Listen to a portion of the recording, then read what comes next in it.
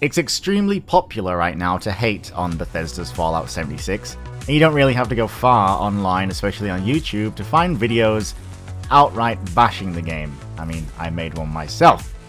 But I've played this game one hell of a lot. If you need to know my credentials, I'm currently level 181, and I played this game for about 130 hours, give or take. And in the meantime, as I've been playing, I've been taking a lot of notes. And today, in this video, I'm going to kind of read from said notes in a free-form fashion. There's not going to be a script here, but I'm going to be reading from my notes, and we're going to be going over some of my ideas, how they can fix certain stuff, how they need to address certain things. I don't want this video to be super negative, because I really do like this game. I think it has a lot of potential, and we'll get to that later. But first things first, if we're going to go through this list, is communication from Bethesda. We need to know what you're doing and what you're fixing. Now, recently they did come out on Reddit and say, communication is going to be a lot better. We have a patch on the 4th and the 11th, I think, and they listed some of the things that they're going to change and or fix.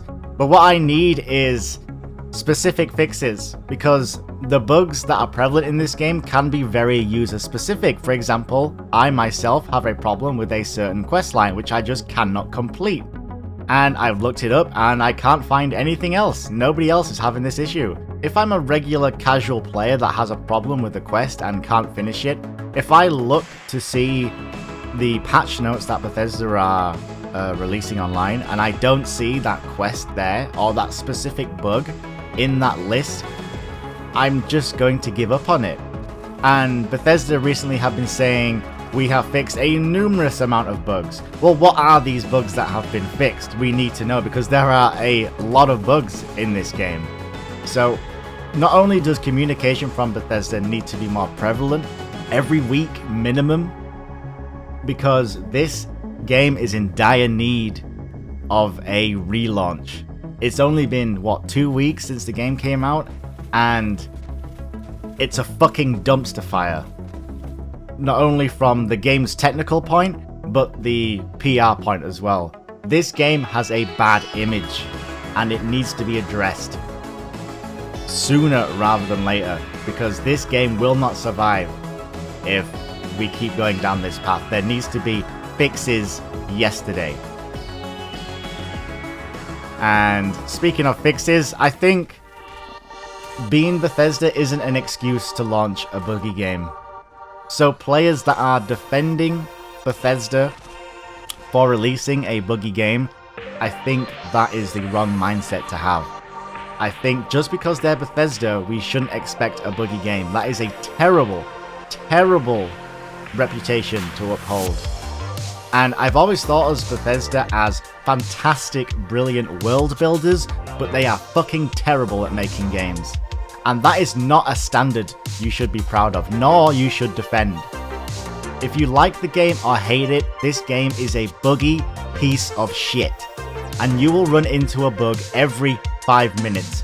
Whether that's enemy animations, graphic texture pop-ins, it's littered with the bugs and you can't escape them. So to actively defend it just because the company has a certain reputation around its name, I think is ridiculous, and you're giving Bethesda that safety net that they need to launch subpar products for its end users. I think we need to stand down and say the quality of this game's release is unacceptable.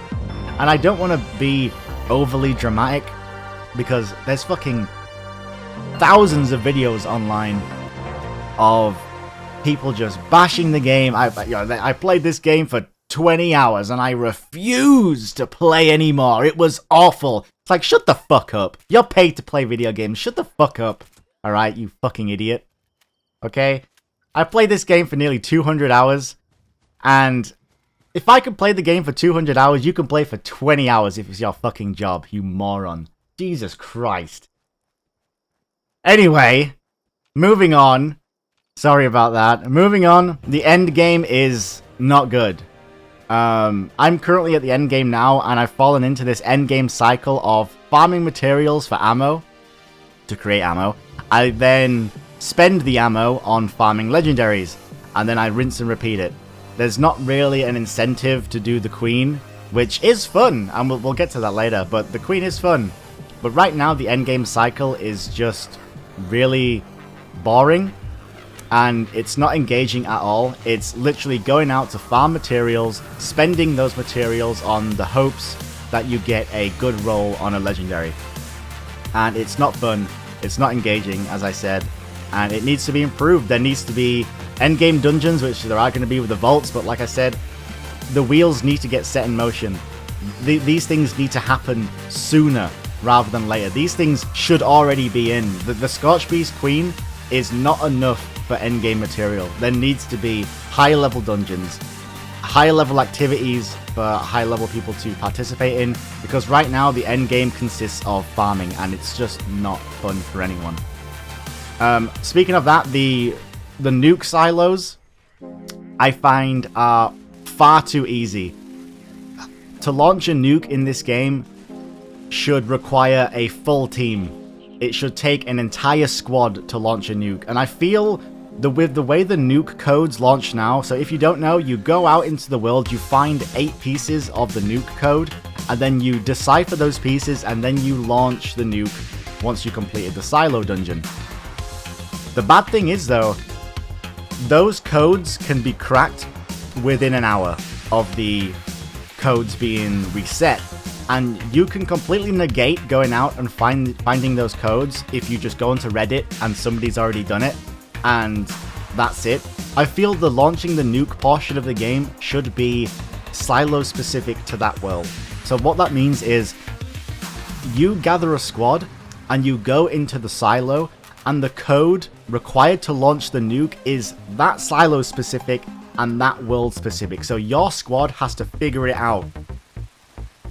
I feel that is a lot more engaging and a lot more rewarding for the player, rather than going onto Reddit, putting in the code, and yeah, we did it.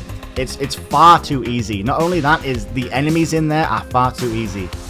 I can solo it at my level. I probably could have soloed it far fewer levels, but right now, all I have to do is go in, sneak, and that's it. I feel as though with Fallout 76 being a online-oriented game, give us a reason to squad up and party up with people, especially out in the world. Like, if you don't have buddies to play this game, go find some buddies who have similar goals in mind for the game. Like, you guys want to go launch a nuke? Come on, let's go do this.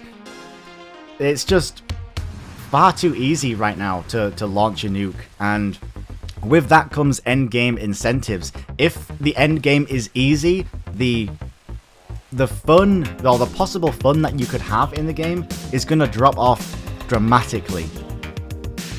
And with the whole thing at the E3 presentation where it's, you can play this game solo. Yes, but I feel if you do play this game solo, some content might be too difficult for you to do.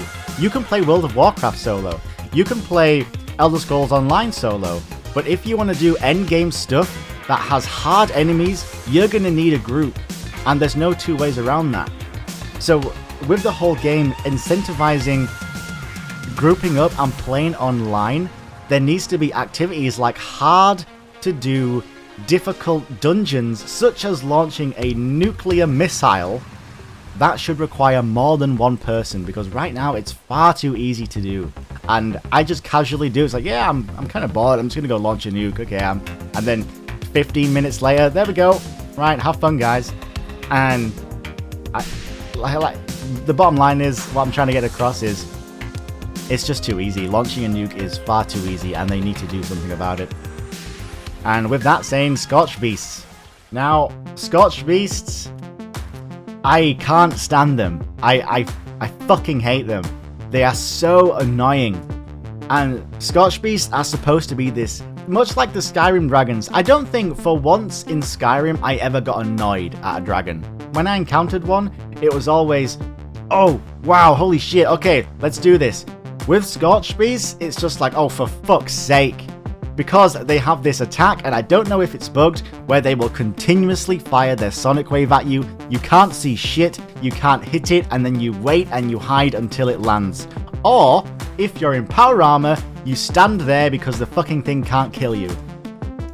But the Scotch Beasts, they're annoying. The loot is not worth it, and I know they said they're going to change that, but right now, in the current game, the constant Sonic Wave attack is frustrating. I do not enjoy fighting Scotch Beasts, and I wish they did, because I know people are saying that it's just a fucking Skyrim dragon reskin. Yeah, okay, I get that, but whatever. I wanna like these fights. They can be epic. I mean, the Scotch Beast Queen, that can be an epic fight when you have 15 other people firing guns at it. It's pretty fun. It's pretty cool. But when you find a Scotch Beast, it's just like, oh, for crying out loud, this shit again. I don't know how to change Scotch Beasts, whether it be increase the loot pool, which is what they're doing, fix the Sonic Wave bug, have more diversity in the Scotch Beasts. I mean, in Skyrim Dragons, for example, there was fire, there was frost, there was nature ones. I don't know if the nature ones are part of a mod, though. There needs to be more variation in Scotch Beasts. They're just boring. They're boring and they're frustrating. And it's another one of those things in this game where it's a tedious thing to do. It's a tedious thing to fight against. And it just needs changing. With changes, I think camps need to change. Now, in my opinion, this video is going on for far too long, and I've still got so much more to talk about. Holy shit. Okay, camps. Camps don't feel important at all. Which is why I feel as though they need to be split up, right? And this is my ingenious idea. Okay, so, in my idea, you have your camp, and then you have your home. Now, the camps can be, they're small, they're cheaply made, and they're readily available to put down anywhere. And these can consist of a unique stash box that's just for the camp. Maybe you can only fit 100 things, like 100 carry weight in there.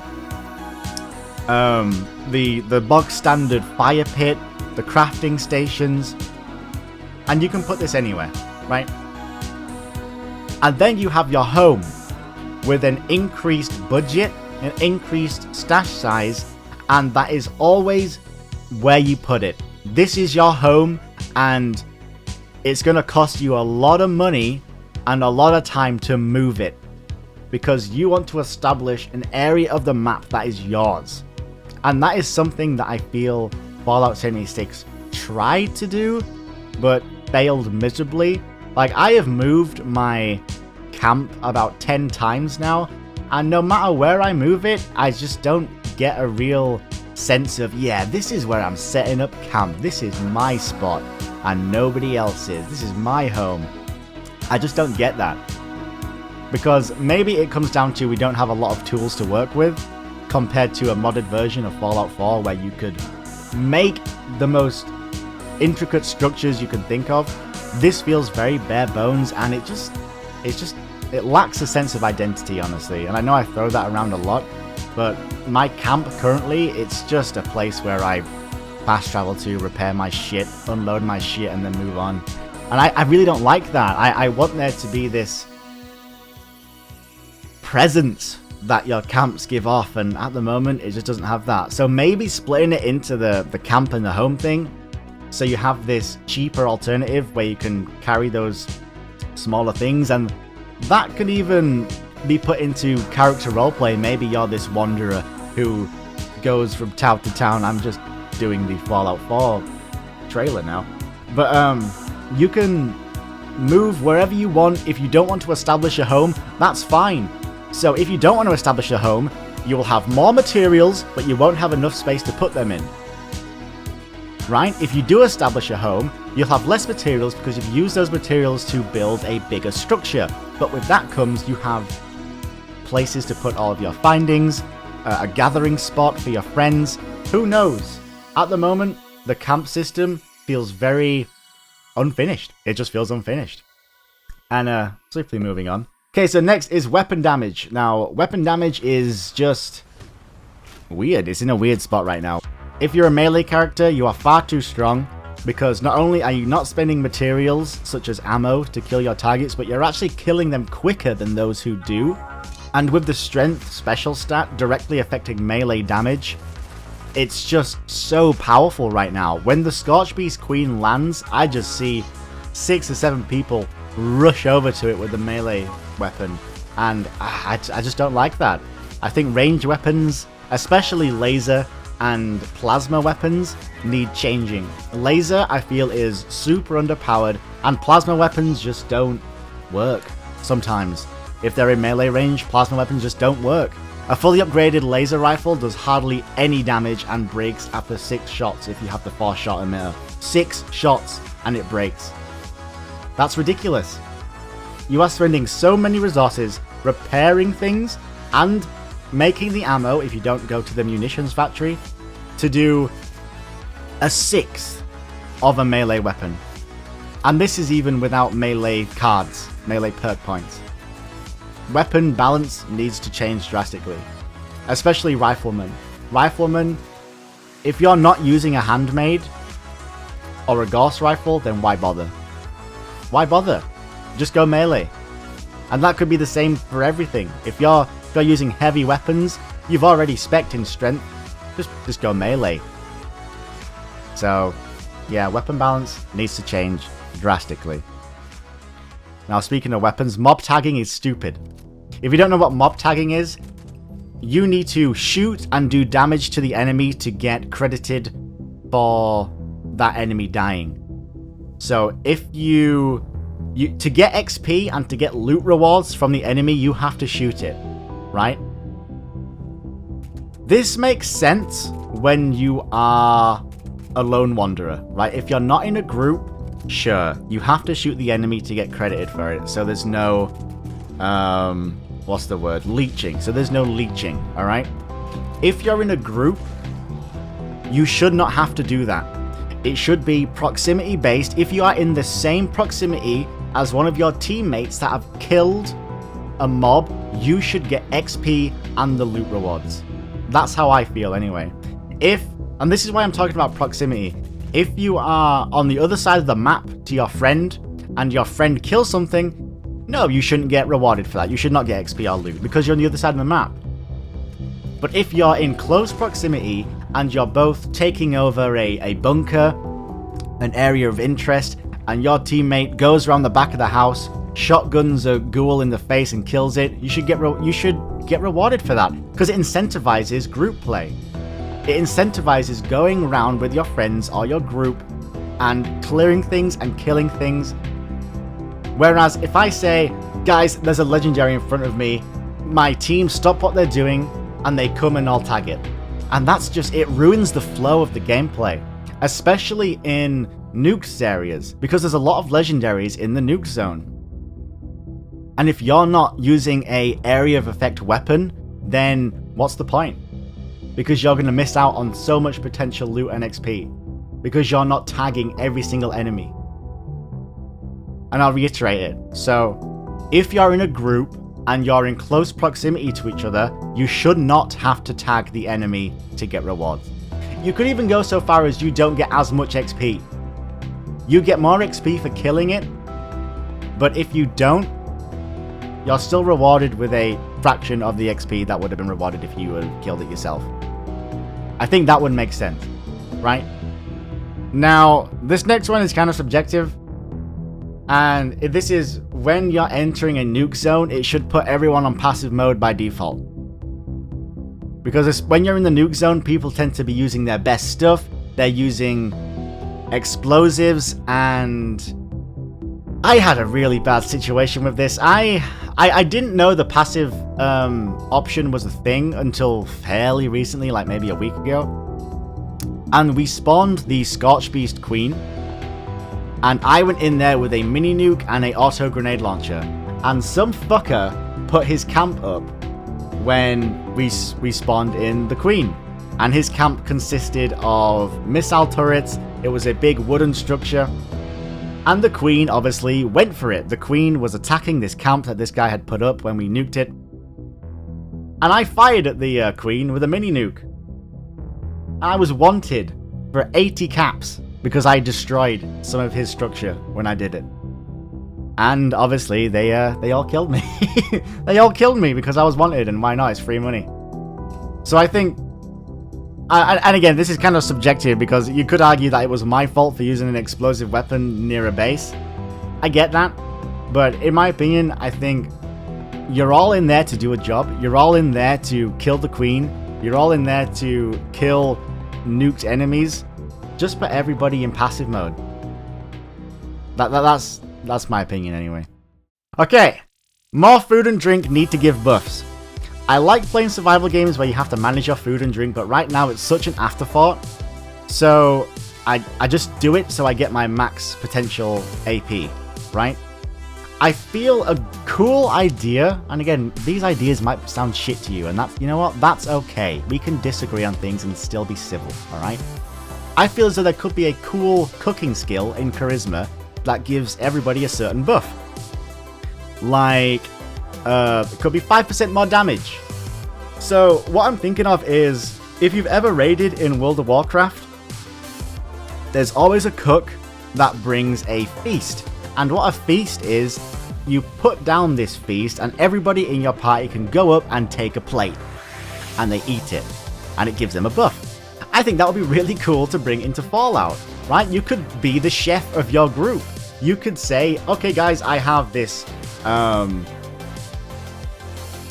have this sloth feast that I've made. And if you guys all eat it, I'm going to put it down on the table. If you guys all eat it, you're going to get, 25 radiation resistance. I don't know.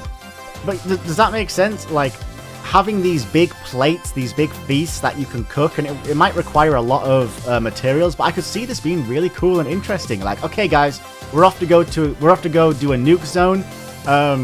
Chef, I need you to make a Deathclaw omelet that's gonna feed 6 people. And that's gonna give us 25% more melee damage. I don't know, I'm just throwing numbers out there now. I think that would be a really cool idea, because it's just another aspect of playing together. It's incentivizing group play, and I feel as though that it needs to be a thing in Fallout 76. Yes, you can play it solo, but sometimes I don't want to play it solo. Sometimes I want to go with my friends and take on some tough shit. And this will incentivize that more. I feel, anyway. I don't know, I could be completely speaking out my ass right now. But yeah, anyway. Moving on. That was the Fallout Chef section of the video. So, we'll move on. Right, now it's time to talk about camps a little bit more. If you join a server and someone is in your camp spot, it should not have put you on that server.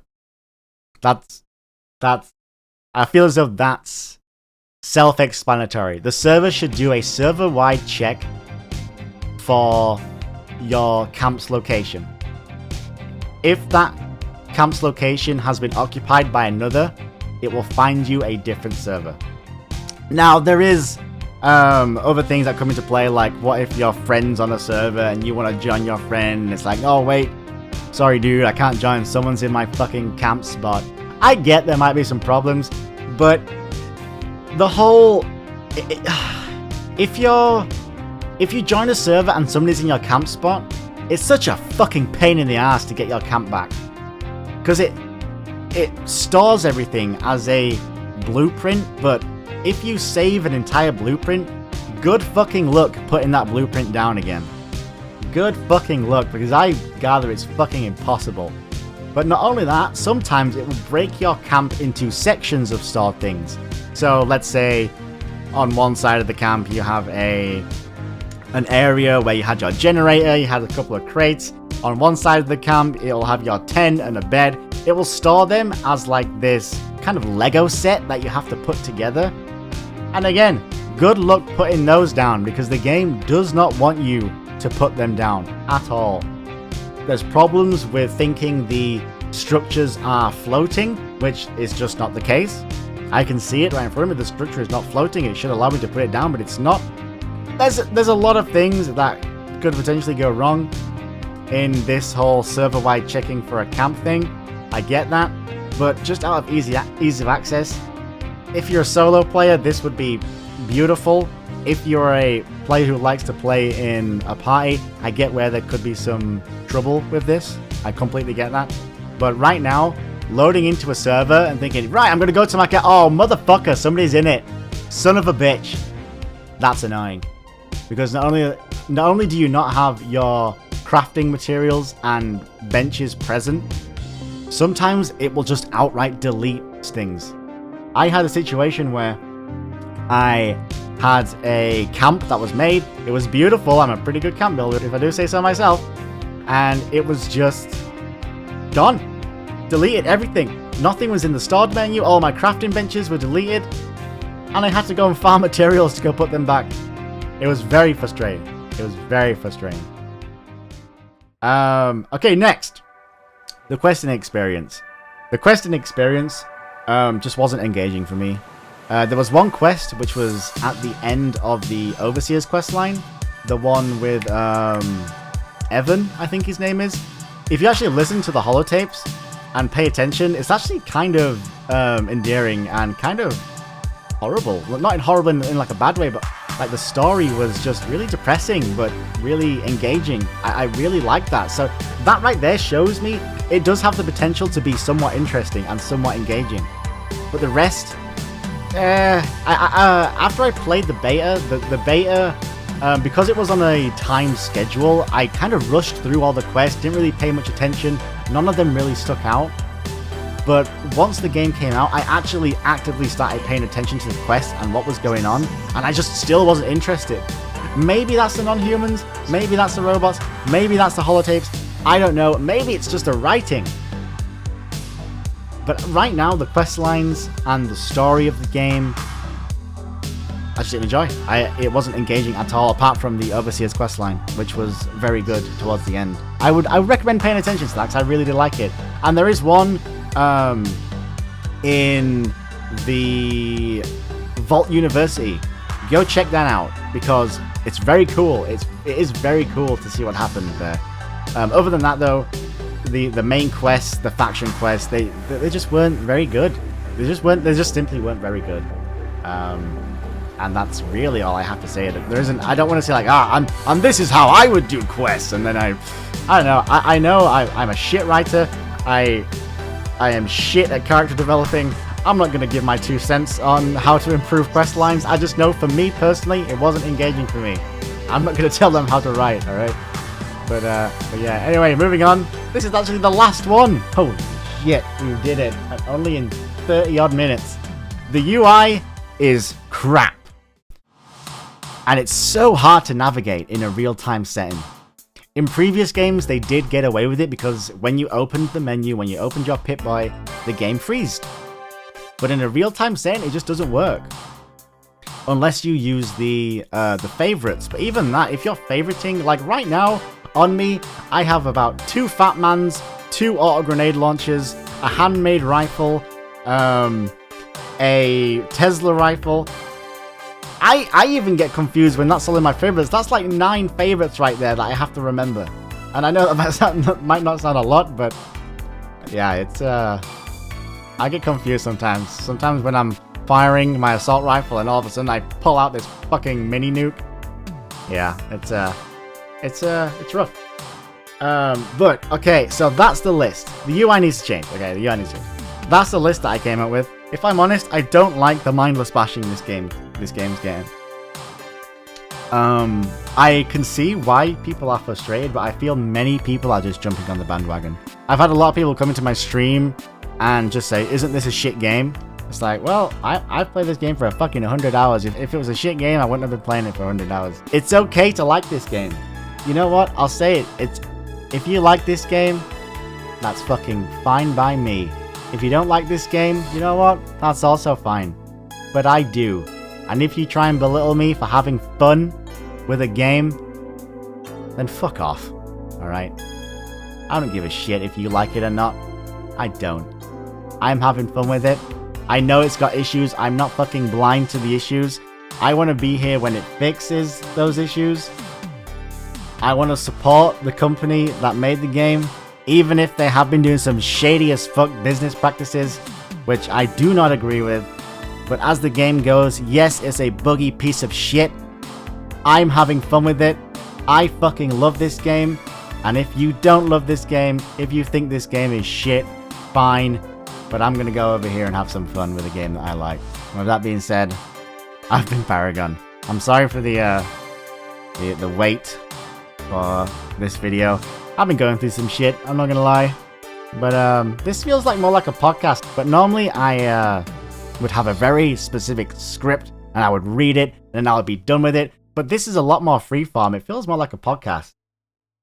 Maybe I should do a podcast again because all the others went so well. Anyway, guys, right, I've taken up far too much of your time. If you watched to the end, holy shit, what the hell are you doing? I might have a video before Christmas. I don't know. I'm going to be spending Christmas away with my with Lady Paragon. So, yeah. If I don't see you before Christmas, I hope you guys have a happy holidays and a Merry New Year. Wait, that was wrong. Oh, no. Okay. Right, I'm going now. Peace out, everyone. Have a good day. Laters.